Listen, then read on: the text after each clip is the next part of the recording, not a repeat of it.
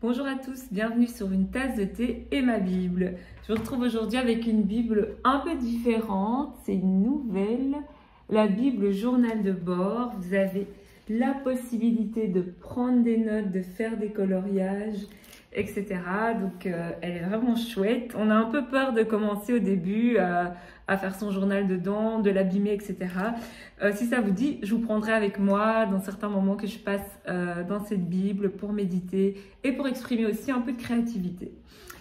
C'est pas le sujet du jour. Aujourd'hui, je voudrais nous entretenir sur garder le silence. La Bible en parle et je pense que nous aussi dans nos vies, c'est quelque chose qu'on doit vraiment apprendre à développer, de savoir discerner, savoir reconnaître les moments où il faut garder le silence. Et en fait, pour reconnaître les moments où il faut garder le silence, il faut commencer par identifier les moments dans nos vies où on va avoir le plus envie de parler. Il y a des moments où, en fait, on garde le silence simplement parce qu'on n'a pas envie de parler. Et il y a des moments où on va avoir super envie de parler et là, ça va être très, très dur de garder le silence. Il y a des situations où on va avoir envie de parler typiquement, des situations où on va par exemple devoir se justifier. Donc quelqu'un nous reproche quelque chose et on a le sentiment que c'est injuste et que cette personne, elle n'a pas la bonne vision des choses, elle n'a pas la bonne compréhension des choses parce que si elle avait la bonne compréhension des choses, elle ne nous accuserait pas comme elle le fait ou elle ne nous ferait pas les reproches qu'elle est en train de nous faire. Et là, si on n'a pas cette conviction, si on n'a pas cette communion avec le Saint-Esprit pour pouvoir entendre et qui nous dise, écoute, tais-toi, donc juste laisse-le dire en fait et ne contredis pas cette personne-là, eh bien notre naturel va nous pousser à parler, mais genre à parler énormément. Et ça me fait penser dans les films ou aux États-Unis, vous avez sûrement déjà remarqué que quand on arrête quelqu'un qui est présumé coupable, on lui dit, vous pouvez garder le silence, mais tout ce que vous direz pourra et sera retenu contre vous. Pourtant, on peut imaginer que quelqu'un qu'on vient arrêter, s'il ouvre la bouche, c'est qu'il veut dire quelque chose pour sa défense. C'est qu'il veut dire quelque chose pour se justifier ou pour prouver qu'il n'est pas coupable. Et en fait, ce qu'on lui dit, c'est tout ce que tu vas dire, y compris ce que tu vas dire pour te défendre, y compris ce que tu vas dire pour te justifier, y compris ce que tu vas dire pour clamer ton innocence, pourra être et sera retenu contre toi. Donc ça veut dire qu'il y a des moments où on pense qu'il est bénéfique de parler, où on se dit je dois parler maintenant, je dois prouver mon innocence maintenant, je dois me justifier maintenant, en ayant un but en tête. Et en fait, quand on va parler et quand on va commencer à ouvrir la bouche, cela va produire l'inverse du but qu'on avait en tête. Alors qu'on voulait que nos paroles nous justifient, nos paroles vont nous accuser. Il faut faire attention parce que quand on parle, nous, on a clairement en tête le message qu'on veut faire passer. On sait exactement ce qu'on veut dire. Mais la chose qu'on ne maîtrise pas, c'est ce que l'autre va comprendre. C'est comment l'autre va le prendre. Donc, on peut avoir une bonne intention en ouvrant la bouche, mais une fois que tu as ouvert la bouche, tu peux pas maîtriser la manière dont l'autre va le recevoir, ce qu'il va comprendre ou pas d'ailleurs, et l'effet que tes paroles vont avoir. Quand on est conscient de la puissance de nos paroles, on dit que les mots, c'est des conteneurs de puissance, eh bien, on fait toujours attention à ce qu'on dit, surtout quand il y a une pression pour qu'on parle. Donc, on peut avoir envie de parler pour se justifier, on peut aussi avoir envie de parler pour convaincre. Alors ça, c'est quelque chose qu'on retrouve souvent dans le couple, où on a deux personnes et l'un va avoir l'impression que l'autre lui répète toujours la même chose. Oui, mais tu me parles toujours de ça, tu me l'as déjà reproché beaucoup de fois, c'est toujours un sujet de dispute, on revient toujours là-dessus, etc. Et on pourrait se poser la question, pourquoi réaborder finalement sans cesse les mêmes sujets quand on sait que ce sont des sujets de conflit?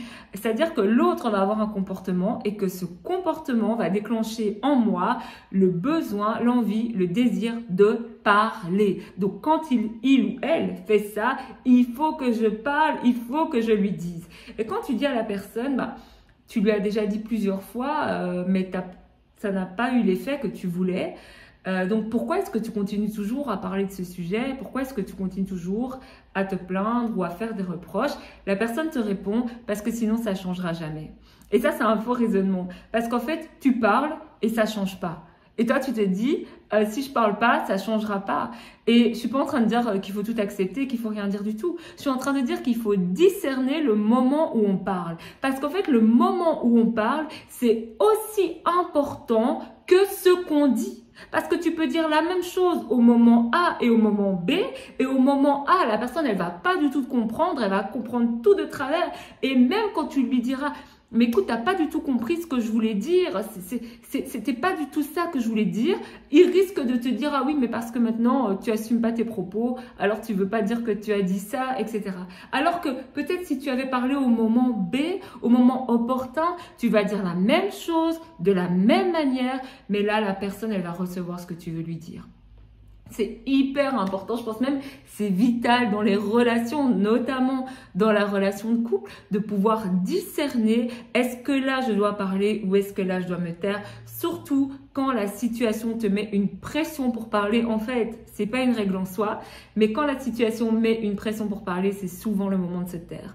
Parce que c'est clairement un moment où on va parler avec nos émotions, avec nos sentiments, avec notre colère. Vous savez qu'on dit qu'il ne faut jamais prendre de décisions quand on est en colère, surtout des décisions radicales. Et il ne faut jamais faire de promesses quand on est heureux, trop heureux, parce que on risque de ne pas les tenir. C'est des choses sur les émotions du moment. Seulement, une parole, quand elle est ressortie, on ne peut pas la ravaler. On peut pas, même si tu dis « je retire ce que j'ai dit », même si tu demandes pardon, le mal qui est fait, il est fait. Et donc, la Bible nous interpelle vraiment sur la puissance de la parole. Et donc, en tant qu'enfant de Dieu, ça doit être vraiment une de nos premières préoccupations. Qu'est-ce qui sort de ma bouche? Pourquoi je parle? Est-ce que je dois parler maintenant ou est-ce que je dois parler après? Et à plusieurs instants dans les évangiles où on voit que les disciples, ils attendaient une réaction de Jésus. Ils attendaient qu'il puisse se dépêcher, parce qu'on parle de discerner le moment, le temps de parler, d'agir. Et ils auraient voulu que Jésus fasse quelque chose rapidement. Et Jésus n'a pas le comportement qu'ils attendent et ça les frustre en fait. On a cet exemple où ils sont dans la barque et il y a une grande tempête et en fait...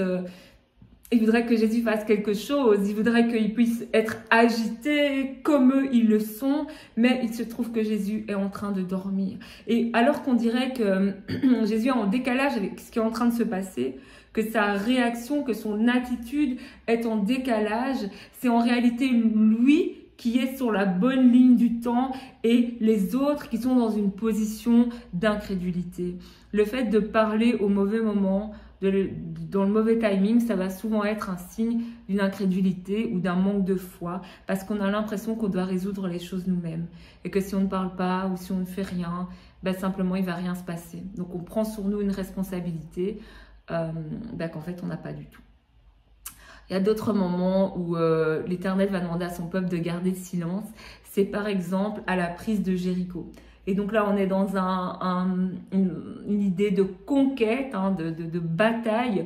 C'est un moment vraiment stratégique. Et en fait, Josué va parler au peuple. Et dans Josué 6, 10, Josué avait donné cet ordre au peuple.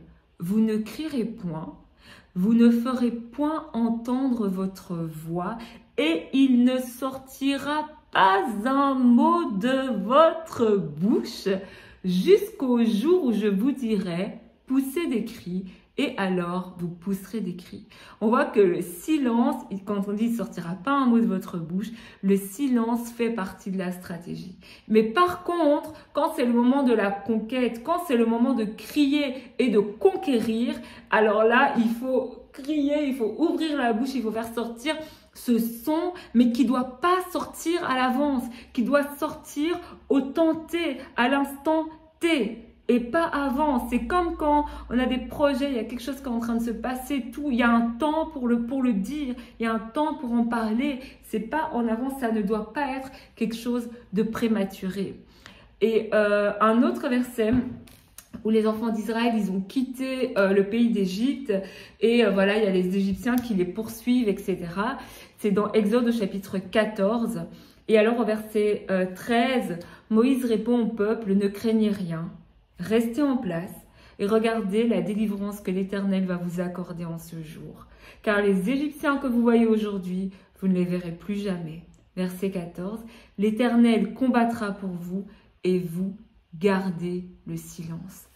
L'Éternel combattra pour vous et vous gardez le silence. Ils sont là, ils sont terrorisés, ils viennent de sortir d'Égypte. On dirait que les Égyptiens vont jamais les lâcher. Ils sont à leur poursuite. En fait, s'ils avaient ouvert la bouche, leur bouche aurait été remplie de paroles de peur et de paroles d'incrédulité. Et donc à ce moment-là, c'est mieux de se taire et juste de regarder ce que l'Éternel va faire.